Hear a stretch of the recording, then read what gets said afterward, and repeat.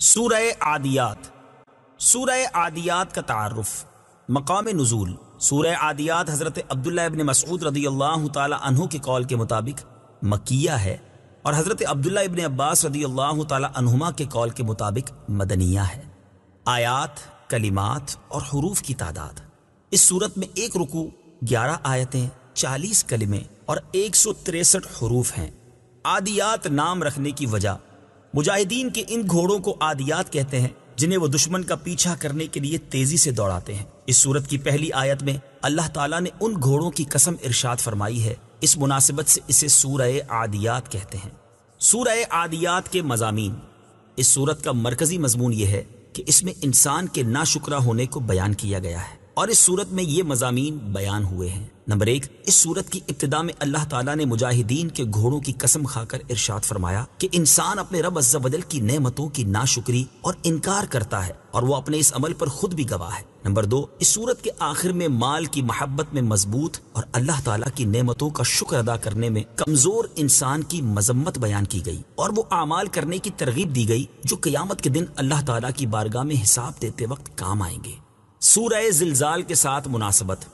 سورہ عادیات کی اپنے سے ماقبل سورت زلزال کے ساتھ مناسبت یہ ہے کہ سورہ زلزال کے آخر میں نیکی اور گناہ کی جزا بیان کی گئی، اور اس سورت میں اللہ تعالیٰ کی نعمتوں کی ناشکری کرنے، دنیا کو آخرت پر ترجیح دینے اور آخرت میں لیے جانے والے حساب کی تیاری نہ کرنے پر انسان کی سرزنش کی گئی ہے۔ بسم اللہ الرحمن الرحیم۔ ترجمہ، اللہ کے نام سے شروع جو نہایت مہربان رحمت والا ہے۔ والعادیات ضبحا فالموریات قدحا۔ ترجمہ، ان گھوڑوں کی قسم جو ہانپتے ہوئے دوڑتے ہیں، پھر سم مار کر پتھروں سے چنگاریاں نکالنے والوں کی۔ والعادیات ضبحا۔ ان گھوڑوں کی قسم جو ہانپتے ہوئے دوڑتے ہیں۔ تفسیر صراط الجنان میں ہے، اس آیت میں جن گھوڑوں کی قسم ارشاد فرمائی گئی ان سے مراد غازیوں کے گھوڑے ہیں جو جہاد میں دوڑتے ہیں تو ان کے سینوں سے آوازیں نکلتی ہیں۔ آیت والعادیات ضبحا سے حاصل ہونے والی معلومات۔ مفتی احمد یار خان نعیمی رحمۃ اللہ تعالی علیہ نے کیا پیارے نکتے بیان فرمائے کہ آیت سے معلوم ہوا۔ نمبر 1، غازیوں کی شان بہت اعلیٰ ہے کہ اللہ تعالیٰ نے ان کے گھوڑوں کی قسم ارشاد فرمائی۔ نمبر 2، جب غازی کے گھوڑے نے اپنی پشت پر غازی کو لیا تو اس گھوڑے کی شان اونچی ہو گئی۔ تو جب حضرت ابوبکر صدیق رضی اللہ تعالی عنہ نے ہجرت کی رات سید المرسلین صلی اللہ تعالی علیہ وآلہ وسلم کو اپنے کندھے پر لیا، حضرت علی المرتضی کرم اللہ تعالی وجہ الکریم نے حضور پرنور صلی اللہ تعالی علیہ وسلم کو صحبہ کے مقام میں اپنے زانوں پر سلایا، اور حضرت عائشہ صدیقہ رضی اللہ تعالی عنہا نے حضور اقدس صلی اللہ تعالی علیہ وآلہ وسلم کے وصال کے وقت آپ صلی اللہ تعالی علیہ وسلم کا سر مبارک اپنے سینے پر لیا، بلکہ وہ آمنہ خاتون اور حلیمہ دائی جنہوں نے حضور اقدس صلی اللہ تعالی علیہ وسلم کو اپنی گودوں میں کھلایا، ان کی کیا شان ہوگی۔ نمبر 3، یہ کہ جب غازی کے گھوڑے کی سانس برکت والی ہے کہ اس کی قسم ارشاد ہوئی، تو ذاکر کی سانس بھی برکت والی ہے جس سے شفا ہوتی ہے۔ فالموریات قدحا۔ پھر سم مار کر پتھروں سے چنگاریاں نکالنے والوں کی۔ تفسیر صراط الجنان میں ہے، حضرت عبداللہ ابن عباس رضی اللہ تعالی عنہما فرماتے ہیں، اس سے مراد وہ گھوڑے ہیں جو پتھریلی زمین پر چلتے ہیں تو ان کے سموں کی رگڑ سے آگ کی چنگاریاں نکلتی ہیں۔ مقبولوں سے دور کی نسبت بھی عزت کا سبب ہے۔ یہاں ایک نکتہ قابل ذکر ہے کہ غازی کے گھوڑے کے سم سے اس پتھر اور شعلے کو نسبت ہوئی تو یہ اللہ تعالیٰ کی بارگاہ میں اتنا پیارا ہو گیا کہ اللہ تعالیٰ نے اس کا بھی قسم میں ذکر فرمایا۔ اس سے معلوم ہوا کہ مقبولوں سے دور کی نسبت بھی عزت کا سبب ہے۔ فالمغیرات صبحا فأثرن به نقعا فوسطن به جمعا۔ ترجمہ، پھر صبح کے وقت غارت کر دینے والوں کی، پھر اس وقت غبار اڑاتے ہیں، پھر اسی وقت دشمن کے لشکر میں گھس جاتے ہیں۔ فالمغیرات صبحا۔ پھر صبح کے وقت غارت کر دینے والوں کی۔ تفسیر صراط الجنان میں ہے، اس آیت اور اس کے بعد والی 2 آیات کا خلاصہ یہ ہے کہ ان گھوڑوں کی قسم جو صبح کے وقت اسلام کے دشمنوں پر حملہ کر دیتے ہیں، پھر اس وقت دوڑتے ہوئے غبار اڑاتے ہیں، پھر اسی وقت دشمن کے لشکر میں بے خوف گھس جاتے ہیں۔ مجاہدین جب اسلام کے کسی دشمن پر حملہ کرنے کا ارادہ کرتے تو رات بھر سفر کرتے اور صبح کے وقت حملہ کر دیتے۔ اس کا فائدہ یہ ہوتا کہ رات کے وقت اندھیرے میں ہونے کی وجہ سے وہ دکھائی نہیں دیتے تھے، اور جس وقت وہ حملہ کرتے اس وقت لوگ غافل اور جنگ کے لیے تیار نہیں ہوتے تھے۔ سورہ عادیات کی آیت نمبر 3 تا 5 سے حاصل ہونے والی معلومات۔ ان آیات سے چند باتیں معلوم ہوئی۔ نمبر 1، صبح کے وقت عموماً جہاد بابرکت ہے، بلکہ اس وقت کیے جانے والے ہر دینی اور دنیاوی کام میں برکت ہوتی ہے۔ نمبر 2، جہاد کے وقت گھوڑوں کے دوڑنے سے جو غبار اڑتا ہے وہ بھی اللہ تعالیٰ کو پیارا ہے، کیونکہ وہ اللہ تعالیٰ کی راہ میں اڑنے والا غبار ہے۔ نمبر 3، دشمن کے لشکر میں بے خوف گھس جانا بھی اللہ تعالیٰ کو پیارا ہے۔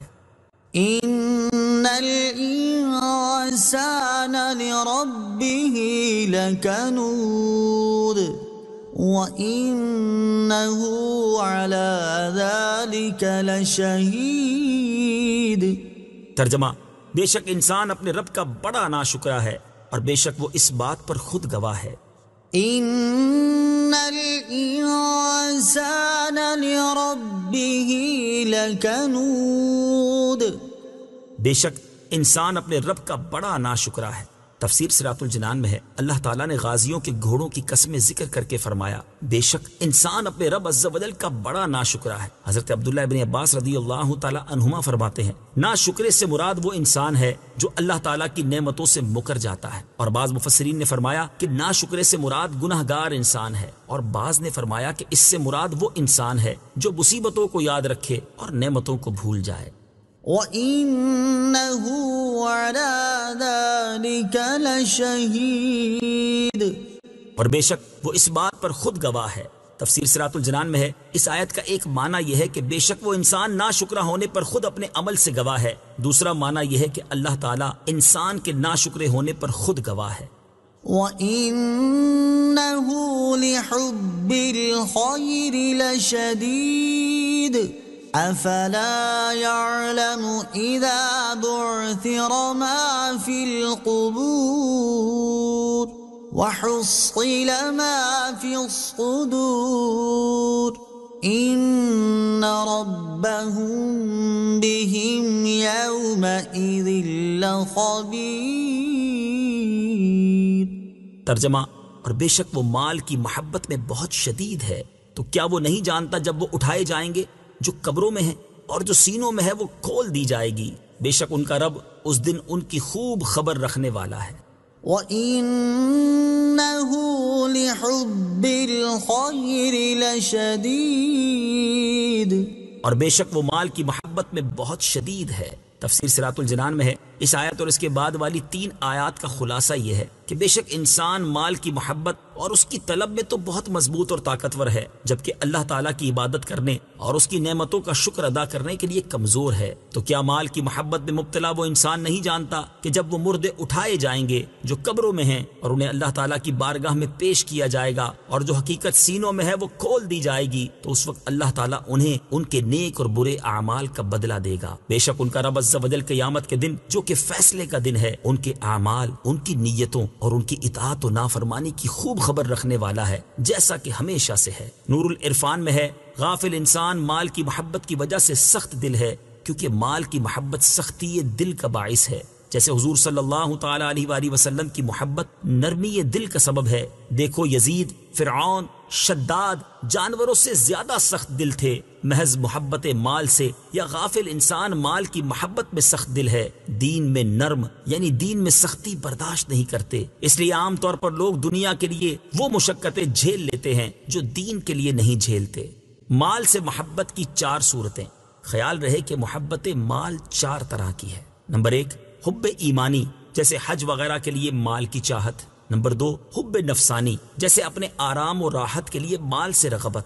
نمبر 3، حب طغیانی، جیسے محض جمع کرنے اور چھوڑ جانے کے لیے مال سے محبت۔ نمبر 4، حب شیطانی، یعنی گناہ و سرکشی کے لیے مال کی محبت۔ یہاں آخری 2 محبتیں مراد ہیں۔ پہلی قسم کی محبت عبادت ہے۔ حضرت سلیمان علیہ السلام نے فرمایا تھا، إني أحببت حب الخير۔ حضور صلی اللہ تعالی علیہ وسلم کو جہاد کے گھوڑوں سے بڑی محبت تھی، چونکہ مال بہت خیر کا ذریعہ ہے، اس لیے اسے خیر فرمایا گیا۔ صوفیہ کے نزدیک نعمت سے ایسی محبت بری ہے جو دل کو بھر دے کہ منعم کی محبت کی جگہ نہ رہے، وہی یہاں مراد ہے۔ اندرون دل صرف یار کی محبت ہو، وہاں اغیار نہ ہو، باقی محبتیں دل کے باہر رہیں، کشتی پانی میں رہے سلامت ہے، اگر پانی کشتی میں آ جائے تو ڈوب جائے گی۔ صدق اللہ العظیم۔